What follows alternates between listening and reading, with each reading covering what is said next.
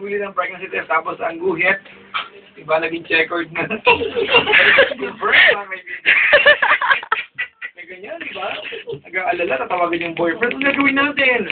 Ipa-delayed ako, 2 months na. Sasabihin ni boyfriend, kaya mo, kaya natin yan. Pero wag kaya na yung huling text ni boyfriend, makawalaan siya bigla. Ay, naka mga kaibigan, gaano ba kasalimuhat? Ang iyong love story, parang awa mo na, baka kung pwede lang, ano?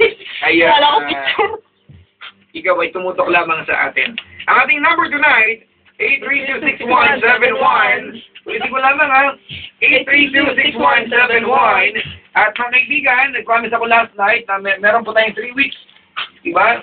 Sabi ng boss ko sa akin, para magkaroon tayo ng 1-800 number. Para po yung mga nasa Davao, nasa Baguio, nasa Naga, ay makatawag sa ating linya, toll-free. Alright? Sabi ng boss ko, 3 weeks, so 21 days. So tonight, mga kaibigan, 20 days na lang. Kapag hindi, pag hindi nagkatotoo yan, tutoksin ko yung boss ko sa ere. Ay, baka si Bakin ako. Dito siya ngayon nakikinig.